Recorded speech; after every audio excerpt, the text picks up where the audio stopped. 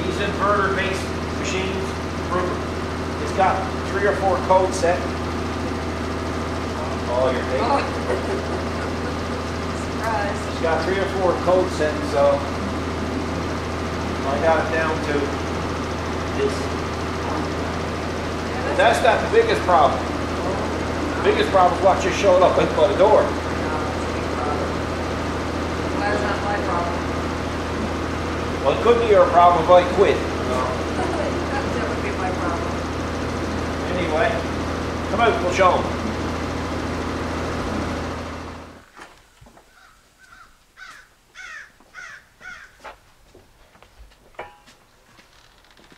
Crows are going crazy because they just put feed down in the bird feeder. Oh yeah, they love that seed too.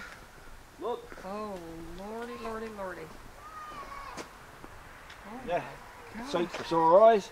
that is a sight for sore eyes. Oh. Wow, look at that.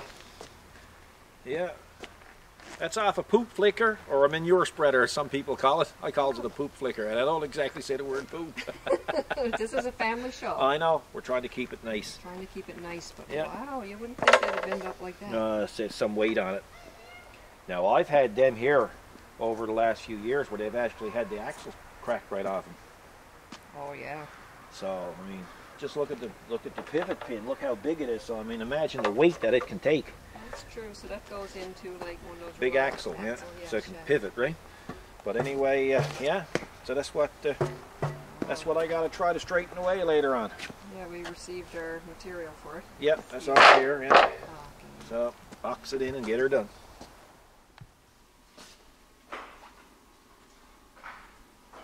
What you doing? Well, this is a situation that we get ourselves into at times, doing weird stuff. And that's off a Polaris bike, I think, a quad. Oh. And a couple of years ago, a guy came here complaining that his bike was really rough traveling. And I said, well, maybe they just need to be rebalanced. Well, turns out that none of them were ever balanced from the factory. So, and it's of my opinion that anything that's cylindrical or round and it spins needs to be balanced. Sure. So it's unbelievable how much that these things were out of balance. There was no weights on, and when you would take the wheel and put it on the balancer, as soon as you'd let go, the wheel would spin on its own because the heavy part is looking for the bottom, see? Okay. And it would just turn on its own like that. Yeah. So now, yes, I had to wash it down with rubbing alcohol. I used stick-on weights. Now, there's a disadvantage to not having the bike here because I don't know how close the brake caliper are going to be to the weights.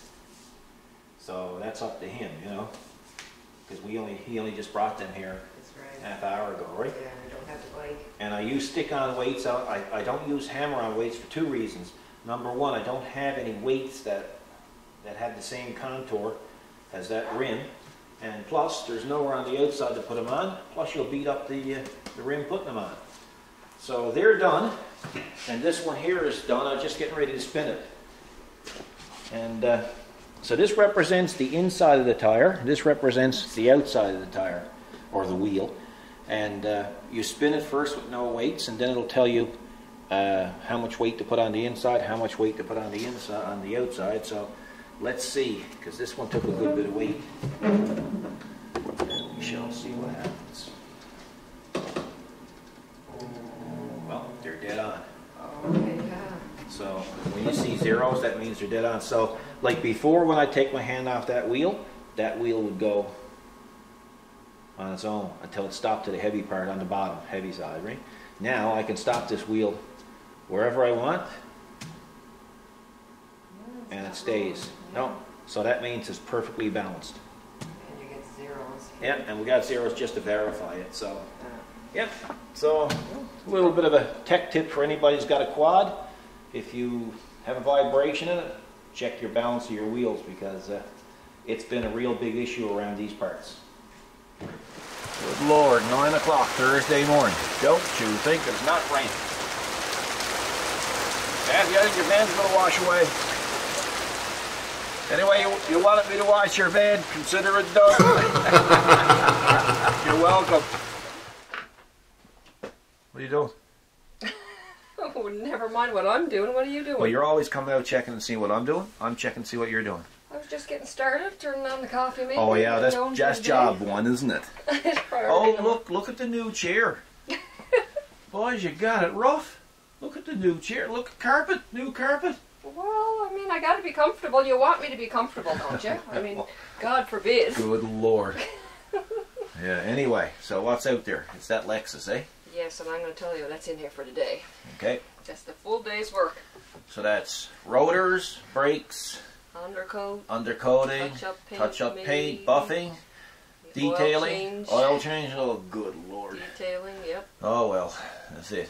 She comes out from St. John's. Yeah, that's only the She things comes out from the city for that. I know, I have to check my list to make sure I don't miss anything. Oh, That yeah. sounds right. Okay, I gotta take it for a test drive. So what do you got left to do? I got the inside vacuuming. Yep. The wiper down inside, Windex inside window. Cool. So we got all the brakes done. We got all the fluids changed. We got Undercoat it. undercoated, 2 new studded tires put on the front, and washed. So just the inside, then we can return it to the customer, huh? Yep. Cool. Yeah. Then I got driveway markers that I have to put down for snow, for our snow season. Hopefully they'll last a season. Well, usually people run them over, yeah. But these are fiberglass, so these are pretty good. Okay, I saw that. If you never saw these are new ones. Here, you tip it up for me. Yeah, now we get one on to go. They're a little bit different than. Okay, yeah. Oh, yes. That reflector on them, right? Okay. See? Cool. Yeah, it is cool. Yeah, they're fiberglass, so we got them to put down. So I'll do that now while you're doing the detailing on the inside of the car. And we got gauntlet gloves. And they are for, I'll show you what they're for. Come on over here, guys. We'll show you what they're for.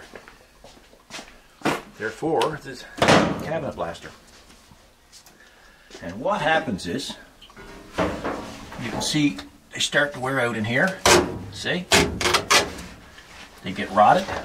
But mostly what happens to them is you start blowing holes through them. Now you can patch them up like you saw I done with the thumb.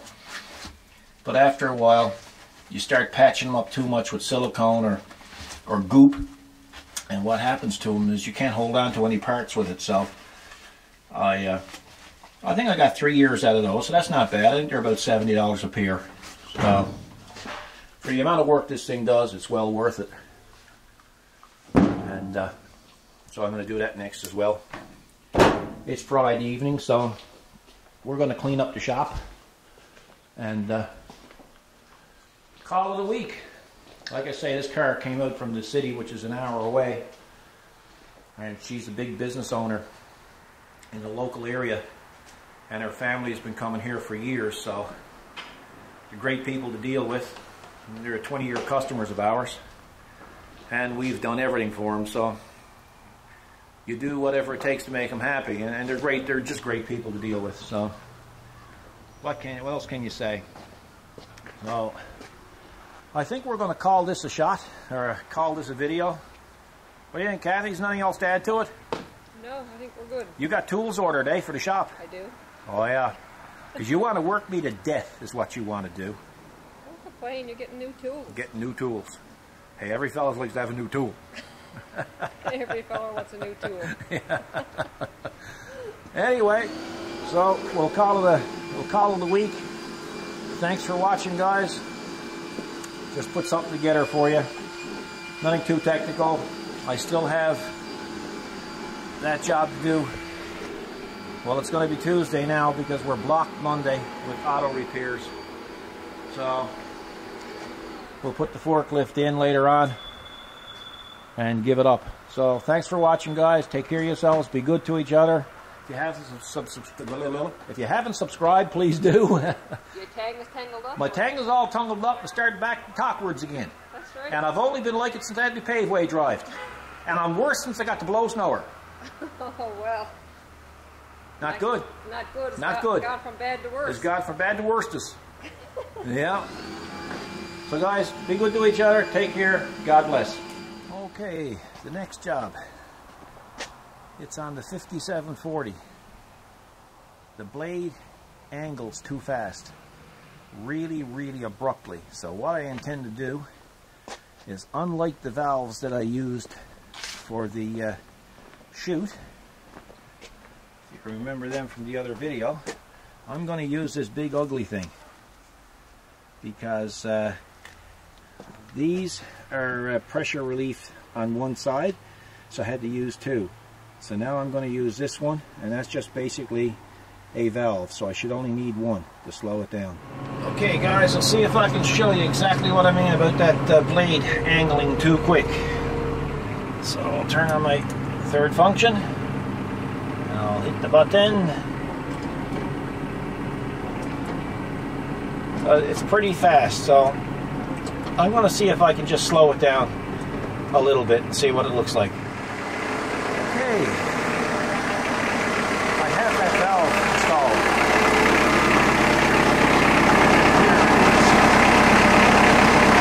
That lever is really hard to move, so it's not going to be a problem with regards to move its adjustment. Plus, I already got it marked, as you can see. So let's have a look and see. Go in here. Go over there.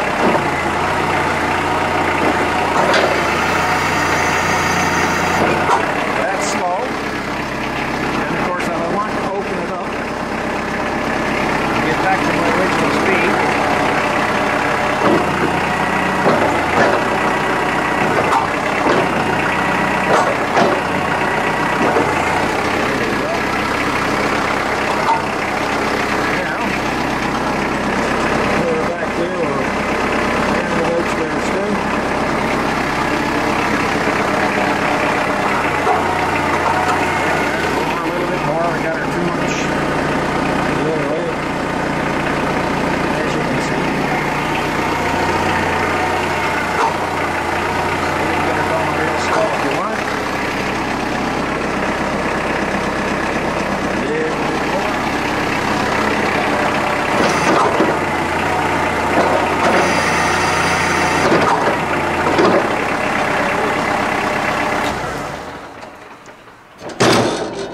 Now,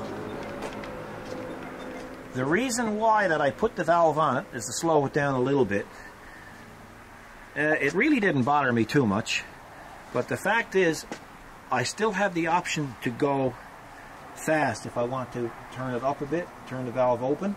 And the reason why I still like to have full pressure is because there's times when the tractor actually gets stuck. I've had it down and got stuck, and I used the hydraulics of the blade to actually push me out, push myself out. So that worked out pretty good. So I just thought you guys would like to see what I was up to with it. So back in her shed she goes, and she'll won't be coming out no more till the snow comes.